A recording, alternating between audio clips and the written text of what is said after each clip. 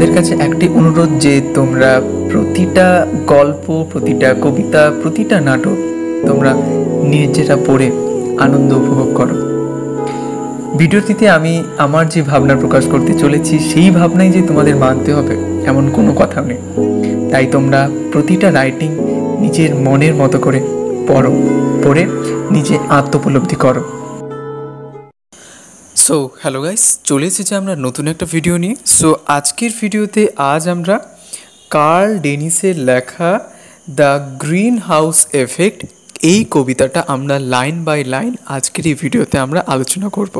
তাই জন্য আজকের ভিডিওটা কিন্তু খুবই গুরুত্বপূর্ণ হতে চলেছে, তাই তোমরা শেষ পর্যন্ত কিন্তু অবশ্যই দেখতে থাকো।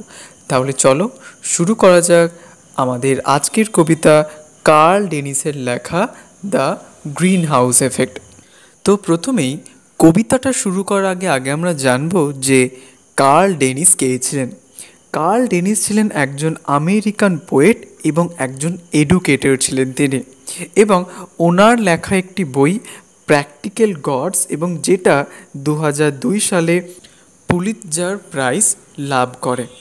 তো কবিতাটা শুরু করার আগে আমাদেরকে কিছু বেসিক আইডিয়া সম্পর্কে জানতে হবে। যেমন প্রথমেই গ্রিন হাউস এফেক্ট কাকে বলে।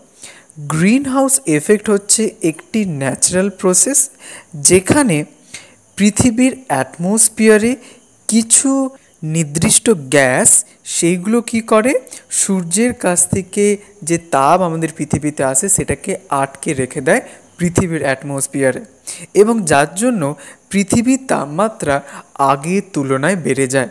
এটাকেই আমরা বাংলায় বলি বিশ্ব উষ্ণায়ন, আর আমরা ইংলিশে বলি গ্লোবাল ওয়ার্মিং। এবং এই গ্লোবাল ওয়ার্মিংয়ের পিছনের সব থেকে ক্ষতিকারক যে গ্যাসটা সেটা হচ্ছে carbon dioxide. So Carl Dennis the green house effect মানে গ্রিন হাউসের প্রভাব।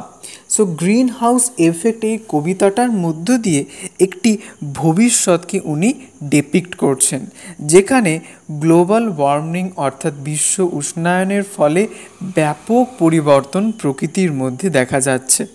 এবং কার্ল ডেনিস উনি আমাদের সবাইকে অ্যাওয়ার করে দিচ্ছেন যে ইকোলজিক্যাল ইস্যুজের কথা আমাদের সামনে উনি ফুটিয়ে তুলছেন, এবং যার পেছনে গ্লোবাল ওয়ার্মিংয়ের সবথেকে বেশি প্রভাব লক্ষ্য করা যায়।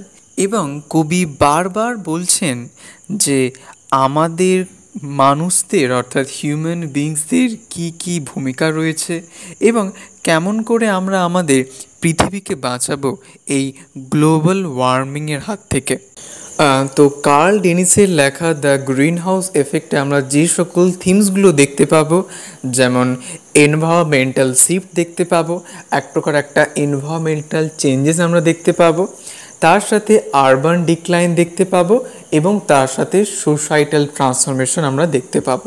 সো এই সকল থিমগুলো আমরা কার্ল ডেনিসের লেখা দ্য গ্রিন হাউস এফেক্ট এই কবিতার মধ্যে দেখতে পাবো। ওকে, চলো তাহলে শুরু করা যাক কবিতাটি কার্ল ডেনিসের লেখা the green house effect. So প্রথম লাইনেই কবি বলছেন the gradual warming. Gradual warming মানে কন্টিনিউয়াস যে ওয়ার্মিং, মানে ক্রমাগত যে একটা উষ্ণতা বাড়ছে, ট্রেন্ড মানে এই যে একটা ক্রমাগত যে উষ্ণতা বাড়ছে, উইল লাইকলি গো অন, এবং সেটা বেড়েই যাবে অনেকটা। And the grain belts begin to slide closer to the polls. যেখানে প্রচুর পরিমাণে গ্রেন চাষ করা হয় সেটাকে গ্রেন বেল্ট বলা হয়। সো গ্রেন বেল্ট সেইগুলো কি হচ্ছে, আমাদের পোলসের দিকে আস্তে আস্তে সেগুলো চলে যাচ্ছে, মানে আমাদের যে এগ্রিকালচারাল যেটা জোন সেটা আগের তুলনায় অনেকটা বাড়ছে। তারপরে দেখো রয়েছে the plain states will be abandon as giant dust bowls, মানে যে সমতল স্টেটসগুলো বা সমতল ভূভাগগুলো সেগুলো অ্যাবান্ডন অবস্থায় রয়ে যাবে। কেমনটা, অনেকটা একটি বৃহৎ আকার ধুলায় পরিপূর্ণ পাত্রের মতন। Greenland and Antarctica will join the new great powers, মানে গ্রিনল্যান্ড এবং আন্টার্কটিকা তারাও নতুন পাওয়ারে তারা জয়েন করবে। Even if we play them off against each other, এবং যেন মনে হয় একে অপরের মধ্যে যেন একটা যুদ্ধ তৈরি করা যায়, এরকম একটা ব্যাপার। for more aid, we will still the poorer than we are now. এবং এখনের থেকেও আমরা অনেকটা গরিব হয়ে যাব। লাইফ উইল বি ডিফারেন্ট, এবং জীবন সম্পূর্ণ আলাদা হয়ে যাবে আমাদের। Good tillable land so dear. Tillable মানে কাল্টিভেবল, মানে এখানে উনি বলছেন যে আমাদের জীবন সম্পূর্ণ আলাদা হয়ে যাবে, এবং যে সকল কাল্টিভেবল বা যে সকল এগ্রিকালচারাল যে সকল ল্যান্ডগুলো রয়েছে সেগুলোর কথা উনি বলছেন। The suburbs will give way to farm the cities, fill up again with people too poor to own cars. অর্থাৎ সাবার্বস মানে হচ্ছে আউটস্কার্টস, মানে একদম শেষ প্রান্তের জায়গাগুলো কি হবে, সেখানে ফার্ম এবং সেখানেও সিটিগুলো গড়ে উঠবে। Fill up again with people, এবং আবার চারিদিকে মানুষে পরিপূর্ণ হয়ে যাবে। টু পুয়ার, এবং তারা এতটাই গরিব হয়ে যাবে, টু ওন কার্স, এবং তারা আর কার বা গাড়ি তারা অ্যাফোর্ড করতে পারবে না। Walking to work or crowding on trolleys, এবং তারা তখন কাজে বেরোবে হাঁটতে হাঁটতে, এবং তারা ভিড়ের মধ্যে তারা তাদের ট্রলিগুলো নিয়ে হাঁটতে থাকবে। এবং তারপর এখানে কবি বলছেন, we will move down streets line with practical nut trees. অর্থাৎ প্র্যাকটিক্যাল যে সকল নাট ট্রিজগুলো রয়েছে রাস্তার ধারে ধারে সেইখানে আমরা চলে যাব। Not elms not and oaks, এবং কোনো এলম বা ওক গাছের ওইদিকে নয়।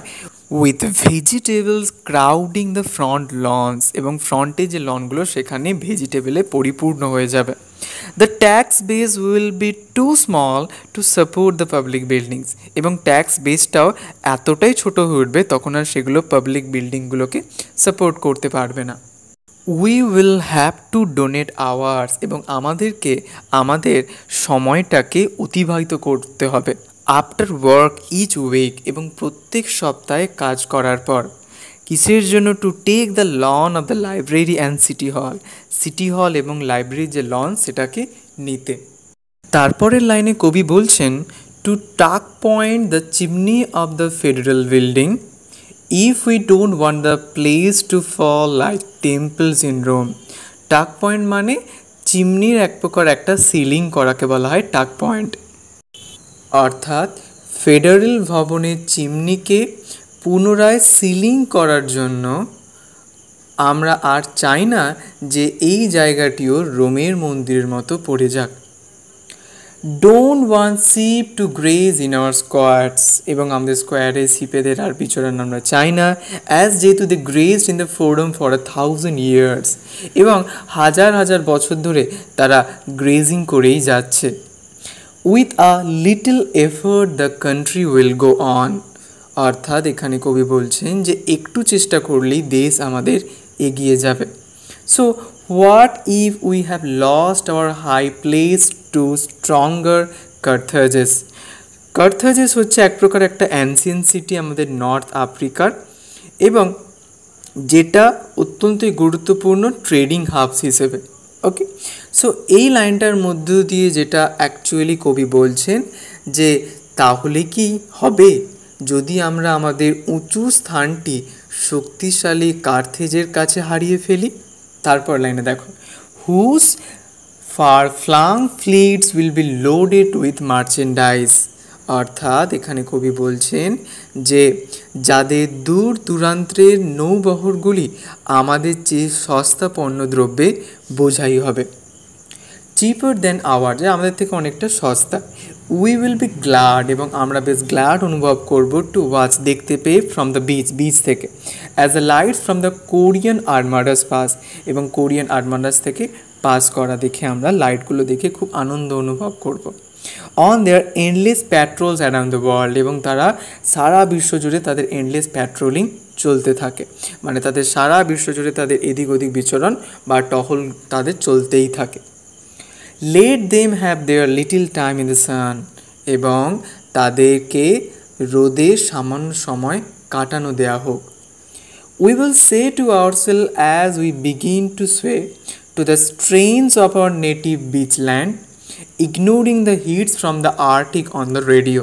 অর্থাৎ এখানে কবি বলছেন যে আমরা যখন দোল খেতে শুরু করি তখন নিজেদেরকে বলবো আমাদের স্থানীয় সৈকত ব্যান্ডের সুরে, মানে বিচ ব্যান্ডের সুরে। ওকে, রেডিওতে আর্কটিকের হিটগুলিতে, মানে যে হিটগুলো অ্যাকচুয়ালি আর্কটিক রেডিও থেকে আমরা পাই, সেগুলোকে উপেক্ষা করে। ওকে, সো এইভাবেই কিন্তু Carl Dennis the green house এফেক্টের মধ্য দিয়ে গ্রিন হাউসের যে কি মস্ত বড় প্রভাব যেটা আমাদের গ্লোবাল ওয়ার্মিংকে বাড়িয়ে তুলছে, সেটার এক প্রকার একটা চিত্র আমরা এখানে দেখতে পাচ্ছি। ওকে, সো এই হচ্ছে আমাদের আজকের কবিতা, কার্ল ডেনিসের লেখা দ্য গ্রিন হাউস এফেক্ট। তো কবিতাটা রিলেটেড যদি তোমাদের কারো কোথাও কোনো প্রশ্ন থাকে অবশ্যই কিন্তু কমেন্টেশনটা জানাতে পারো।